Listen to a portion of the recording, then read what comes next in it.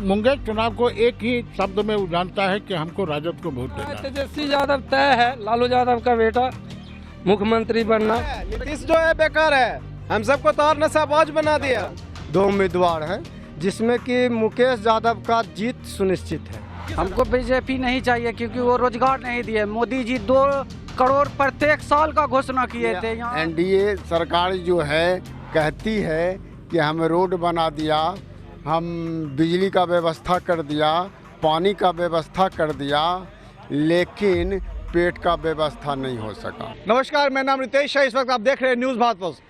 इस वक्त news Bharat post का जो काफिला है वो मुंगेर के शंकरपुर इलाके में आया है। आप देख सकते हैं हमारे पीछे ये दुर्गा स्थान है और मुंगेर का ये काफ़ी नामी गिनामी दुर्गा स्थान है। यहाँ भव्य रूप से नवरात्रा मनाया जाता है और तमाम वैसे पूजा में यहाँ पे लोकल बासिंदों के द्वारा आम जनता को तो काफ़ी यहाँ पे बेनिफिट्स दिया जाता है पूजा को लेकर के। एक एक करके चलते हैं चुनाव के मुद्दों पे, क्योंकि यहाँ पे जो मुंगेर में जो लड़ाई है वो 2 प्रतिद्वंदियों के बीच में है। मैं आपको बता दूं कि आरजेडी खेमे से मुकेश यादव, वहीं बीजेपी खेमे से प्रणय कुमार आते हैं। चलिए चलते हैं जनता के बीच और जानते हैं कि वर्ष 2020 में चुनावी माहौल मुंगेर का क्या है, क्या कहती है यहाँ की जनता। सबसे पहले हमारे चैनल में आपका स्वागत है। यहाँ की जो जनता है इस मुंगेर चुनाव को कैसे देख रही है? मुंगेर चुनाव को एक ही शब्द में जानता है कि हमको राजद को वोट देना है। मतलब क्यों राजद को किस आधार पर वोट देना है? इसलिए कि हमारे गांव में वो बहुत कोरोना के कारण बहुत सहयोग किया है। अच्छा, जैसा सहयोग 2-4 बताए उनका। जैसे हमारे गांव में सैनिटाइज करना, मास्को बांटना, साबुन बांटना, ये सब काम किया है। आप क्या कर रहे हैं चाचा, बताइए। हम लालू का पक्ष का लोग हैं। अच्छा, जात भाई है। तो जाट भाई तो आपका प्रणव कुमार भी है। हाँ, प्रणब कुमार है तो उसको सड़ा रहा है, इसीलिए हम वोट देंगे उसको। अच्छा, हाँ। प्रणव कुमार बीजेपी से इसलिए वोट नहीं दीजिएगा और ये लालू परिवार से इसलिए वोट दीजिएगा। हाँ, लालू को परिवार वोट देंगे, मरेंगे लेकिन वोट भी देंगे। अच्छा, आप सुने कि जिस तरीके से ये यादव समीकरण से आते हैं, इनका साफ तौर से कहना है कि यादव वही है जो लालू के साथ खड़ा हो। चलिए और भी चलते हैं। भैया आपका क्या कहना है? मेरा भी यही कहना है, तेजस्वी यादव तय है, लालू यादव का बेटा मुख्यमंत्री बनना। मतलब किस आधार पे सोचे? देखिए, लालू यादव की जो सोच थी और तेजस्वी की जो सोच है, दोनों में काफी अंतर है। तेजस्वी जो है सिर्फ युवा को देख रहे हैं, तो कहीं ना कहीं आपको ये उम्मीद है कि अगर वो बन के आते हैं तो युवा के लिए वो आगे उन्नति का रास्ता बनाएंगे। हाँ, उन्नति के लिए रास्ता बनाएंगे। अच्छा, मुंगेर में आपका क्या क्या मांग है? जितने के बाद मान चलिए जितने बाद मुकेश यादव जीत देते हैं तो हम लोग का मांग पूरे ही रहता है। फिर भी क्या क्या समस्या है? कोई समस्या नहीं उनके आने के बाद। अभी क्या क्या समस्या है? अभी तो बहुत समस्या है, बेरोजगार का है। मेरा लड़का बच्चा पढ़ लिख के भनक रहा है, कहीं पर जो है बहाली निकाल के पैसा ठग लिया है फॉर्म भरवा के, आज तक बहाली नहीं निकाला है। और अभी कहता है इलेक्शन होने वाला है तो कहता है नवंबर में दौड़ करवावेंगे या करवावेंगे। ये सब तो बीजेपी का। नीतीश कुमार कहती है कि बिहार में सुशासन की सरकार है। कोई सरकार नहीं है सुशासन का। दुनिया भर बलिया और जाके देखिए न क्या हो रहा है। बलिया है और क्या बोलता है वहाँ जो मुजफ्फरपुर में क्या हुआ, बहुत कुछ हुआ, क्या कर लिया। मंजू वर्मा जो है जिसको भी टिकट दिया गया है, जो कि बालिका गृह कांड में वो दोषी पाई गई थी, तो उन्होंने ये बताया है कि यादव लोग कुकर्मी होते हैं। हाँ, इसलिए कि यादव का जिंदगी भर कुकर्मी है पूरा देश में दुनिया में। लालू यादव जानते हैं कि नहीं, पाकिस्तान गया तो क्या विरोधियन था हम लोग, इसलिए सत्तू बांध के गए थे, पता है कि नहीं। नहीं तो ये मंजू वर्मा जो बताई है यादवों के ऊपर इतना बड़ा उन्होंने टिप्पणी किया है, आप इसको कैसे? वर्मा लोग तो अभी तो मान लिया कि सब तो सोचता है कि यादव आए नहीं आगे, यादव कोई भविष्य में आगे आ नहीं सकता है। कहीं ना कहीं ये टिप्पणी का मायने है कि यादव को दबाने की कोशिश की जा रही है। बहुत कोशिश कर जा रहा है। आप सुन रहे थे कि जिस तरह से इन्होंने बताया कि यादव जो है उनको कहीं ना कहीं उनके टैलेंट की वजह से उन्हें दबाने की कोशिश किया जाता है। ऊंचे तजबे के जो जात हैं वो चाहते हैं कि यादव को दबा के रखे, लेकिन आप देख सकते हैं यादवों का जो बुद्धि है वो संतुलन से वो काम लेना चाहती है। चलिए चलते हैं और भी लोग से। आपका क्या कहना है भैया, बताइए। यहाँ जो है बेरोजगारी, मंदिर में ताला भी लगा दिया, बेरोजगारी के कारण और दारू यहाँ चालू के है। लड़का बच्चा बहुत पढ़ लिख करके बेरोजगार हो रहा है और यही विशेषता में आप किसको वोट दीजिएगा इस बार? यहाँ तो सब राजद का वोट है। आप सुने थे यहाँ पे राजद का वोट है। चलिए कुछ युवाओं से मिलते हैं, जानते हैं इनसे, क्या कुछ कहेंगे आप? हम क्या बोलेंगे, हम तो लॉकडाउन में फंसे थे बीजेपी के कारण से। अभी तो हम मैट्रिक इंटर पास करके ये टोटो चला रहे हैं। टोटो का देखिए, टोटो चला रहे हैं। उसके बाद जितना हमारा नौजुवक है इंटर मैट्रिक करके बैठा हुआ है, और उसके बाद जो है दारू भी चलिए रहा है। दारू तो कहते हैं कि शराबबंदी है। शराबबंदी कहाँ है? शराबबंदी रहता है तो ऐसी महंगाई होता है।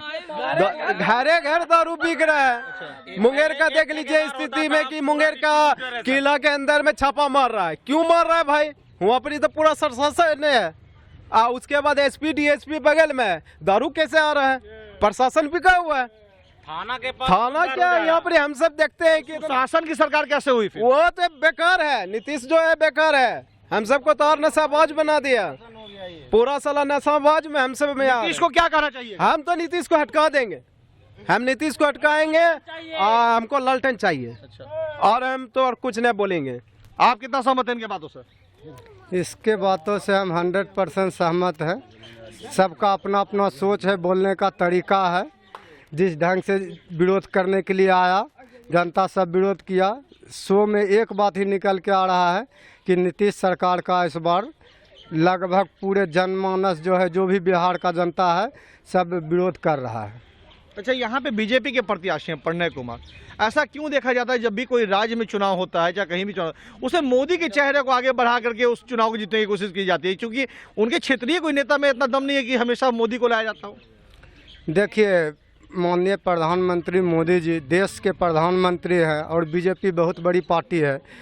तो कोई भी पार्टी का लोग जो है अपना शीर्ष नेतृत्व का नाम लेकर के चुनाव लड़ता ही है। और यहाँ से लोकल विधायक हो, एमपी एमएलए हो, वो भी तो हाथ मजबूत करेगा मोदी का। तो मोदी जी के नाम पर ही चुनाव लड़ना पड़ेगा उसको। क्या किया, गलत किया, सही किया। तेजस्वी इस बार कैसे टक्कर दे रहे हैं? इस बार तेजस्वी बीजेपी और नीतीश के गठबंधन पे भारी पड़ रहा है।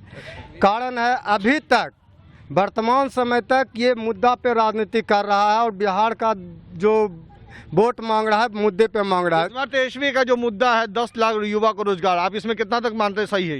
ये 100% सही है। और बिहार में 10 लाख से ज़्यादा सीट वैकेंट है। आप कैलकुलेशन करके देखिएगा, शिक्षा विभाग में वैकेंसी है, पुलिस विभाग में वैकेंसी है, स्वास्थ्य विभाग में। नीतीश कुमार उस वैकेंसी को क्यों नहीं दिया आज तक? देखिए, नीतीश कुमार माननीय मुख्यमंत्री जी जो हैं, वो उसका सोच उतना अथी नहीं था कि वो वैकेंसी नहीं देगा। कल सुशील कुमार मोदी ने एक बात बोली है कि अगर मुझे मौका मिला तो युवाओं को नौकरी देने में मैं कमी नहीं करूंगा। तो 15 साल से उनको मौका क्या नहीं मिला था क्या? देखिए, सुशील मोदी जी बात बोले कि हम आपको अगर मौका दिया जाए तो हम बेरोजगारी पर ध्यान देंगे। तो 13 साल क्या करने दिया? प्रतिपक्ष का नेता जो है राबड़ी देवी जी, उनका भी आप ट्वीट देखे होंगे। वो बात वो एकदम सटीक उनसे सवाल किए, तो क्या 15 साल आप मटर छीनने गए थे? आज आपको बेरोजगारी समझ में आ रहा है? इसका रोजगार के लिए मुंगेर से 2 प्रत्याशी यहाँ पे, प्रणय कुमार और आरजेडी के मुकेश यादव, इन दोनों में आपका बहुमत समाज का किसके पास जा रहा है? देखिए, अभी जो है मुंगेर में प्रणव और ये आपका मुकेश यादव 2 उम्मीदवार हैं, जिसमें कि मुकेश यादव का जीत सुनिश्चित है। किस आधार पे? आधार अगर देखिएगा तो आपको तो हम पहले बताए, बेरोजगारी का मुद्दा। अभी तक मुकेश यादव पे आप यकीन कर रहे हैं, तो कुछ तो कारण होगा मुकेश यादव पे यकीन करने के कारण। कुछ ये कैसा? देखिए, बताते हैं। मुकेश यादव 2 साल से सक्रिय राजनीति में है, उसके पहले भी राजनीति में थे, लेकिन ये 2 साल जो कि पूरे भारत पर भारी पड़ा। उस समय मुकेश यादव जो है कोरोना काल में बहुत ज़्यादा आर्थिक मदद किया लोग को, और साथ जा कर के घर घर जा कर के खाना पहुंचाना, राशन पहुंचाना, कपड़ा पहुंचाना, कंबल बांटना। उसके बाद जो बाढ़ का समय आया था, उस समय भी मुकेश यादव बहुत ज़्यादा मदद किए हैं जनता का। और इस क्षेत्र में, पूरे मुंगेर में, अगर कोई बिना जीते प्रत्याशी इतना मेहनत करने वाला है, मुंगेर छोड़ दीजिए, पूरे भारत में जो चुनाव नहीं जीता है, इतना मेहनत नहीं किया है जितना मुकेश यादव किया है। आप देख सकते थे मुकेश यादव की बातों को लेकर इनको कितना विश्वास है। और साफ तौर से ये देखा जा सकता है कि ये विश्वास ऐसे एक दिन में नहीं बनता है। कुछ ना कुछ अच्छे कार्य किए होंगे मुकेश यादव, जिसके चलते जनता को उनके ऊपर पूरा विश्वास है। चलिए, ये विश्वास आगे बना रहे, हम यही चाहेंगे। और अगर ऐसा कोई नेता आता हो जो जनता के भलाई के लिए आकर सोचता हो, तो ये भारत का जो है ये नक्शा बदल देने की प्रयास की होगी। चलिए और भी चलते हैं लोगों के बीच। क्या कहना है कुछ आपका इस चुनाव मुद्दे पे? इस चुनाव मुद्दे में पूर्णतः परिवर्तन होगा जी। किस तरह से परिवर्तन होगा? हर तरह से परिवर्तन होगा। आर्थिक स्थिति से भी परिवर्तन होगा और सामुदायिक स्थिति से भी परिवर्तन। जिस प्रकार के विधानसभा से कौन कौन प्रत्याशी खड़े हैं, ये आपको मालूम है, जिनके बीच में ज्यादा टक्कर चल रही है? टक्कर तो बीजेपी के कैंडिडेट से ही है। पर फिर भी ये उनसे 20 पड़ रहा है। अच्छा वो 40 है तो ये 70 है। अच्छा, कौन 70 है कौन 40 है? मुकेश यादव 70 है और प्रणब 40 है। अच्छा, तो मतलब मुकेश यादव का मतलब इलेक्शन की रिजल्ट आने से पहले ही आप लोगों ने रिजल्ट घोषित कर दिया? हम ही तो रिजल्ट करने वाले हैं, हम ही तो वोट देने वाले हैं। कैसे आपने तय कर लिया कि भाई उनके समर्थक कम है और आपके समर्थक ज्यादा है? पूरा समुदाय देख रहे हैं ना, हम अकेले के लिए नहीं बोल रहे हैं। हमारा जो लोग हैं, जो जिनका रुझान जिधर दिख रहा है उसके आधार पे हम बता रहे हैं। मुकेश यादव के बारे में 2-4 बातें आप बताइए जो आपकी जिसके चलते आप प्रेरित हैं उनसे। इसलिए प्रेरित हैं कि वो जब भी हमारे पास आए, हमें नहीं लगा कि वो कोई बाहरी आदमी आए हों या किसी तरह के नेता आए हों। वो जब भी आए हैं हमें सीने से लगाया, भाई की तरह आए हैं, हमारे दुख दर्द को समझे हैं। कोरोना काल में जहाँ खाने के लिए किसी को कुछ नहीं था, वो 2 महीना यहाँ कैंप करके रहे हैं और 2 महीने में जिसको जिस तरह से मदद पहुँचाने का था वो किए हैं। इस आधार पे जब वो कुछ नहीं थे तो इतना किए, तो आगे का भविष्य के लिए हम उन पर निर्भर हो सकते हैं। आपका कहाँ तक सहमत है इनके बातों से?